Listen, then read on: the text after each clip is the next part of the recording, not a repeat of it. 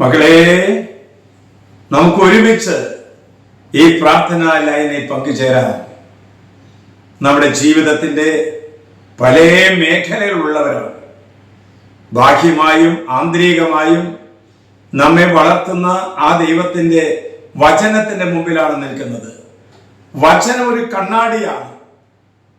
ഞാൻ ആരാണ്, ദൈവം ആരാണെന്ന് നമ്മെ കാണിച്ചു തരുന്ന കണ്ണാടി. ഇതാ വചനം നമ്മോട് പറയുന്നു. ജ്ഞാനത്തിന്റെ പുസ്തകം 9-ാം അധ്യായം 6-ാം വാക്യം. മനുഷ്യരുടെ മധ്യേ ഒരുവൻ പരിപൂർണനാണെങ്കിലും അങ്ങിൽ നിന്ന് വരുന്ന ജ്ഞാനമില്ലെങ്കിൽ അവൻ ഒന്നുമല്ല. മനുഷ്യരുടെ മുമ്പിലൊക്കെ മാന്യനായിട്ട് നടക്കുന്നുവെങ്കിലും ദൈവത്തിന്റെ മുമ്പിൽ പലർക്കും വിലയില്ല എന്ന് കർത്താവ് ചൂണ്ടിക്കാട്ടി തരികയാണ്. ഏത് പ്രശ്നങ്ങളെയും ഏത് അശുദ്ധിയെയും അതിന്റെ വേരറക്കുന്ന മാരകായുധമാണ് ജ്ഞാനം.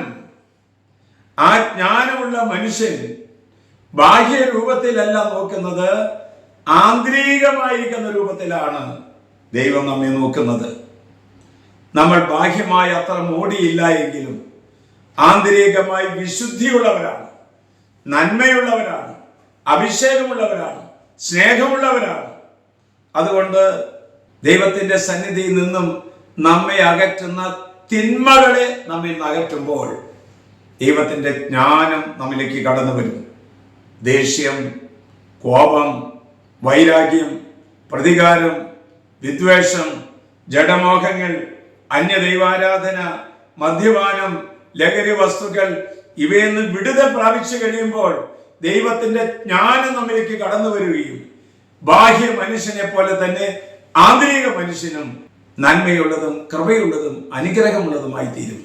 നമ്മുടെ കർത്താവ് ഈശോ മിശിഹായുടെ കൃപയും പിതാവായ ദൈവത്തിന്റെ സ്നേഹവും പരിശുദ്ധാത്മാവിന്റെ സഹവാസവും പരിമളവും നാം എല്ലാവരോടും നമ്മുടെ പ്രാർത്ഥനാ നിയോഗങ്ങളോടും കൂടി ഉണ്ടാകട്ടെ, ഇപ്പോഴും എപ്പോഴും എന്നേക്കും. ആമേൻ.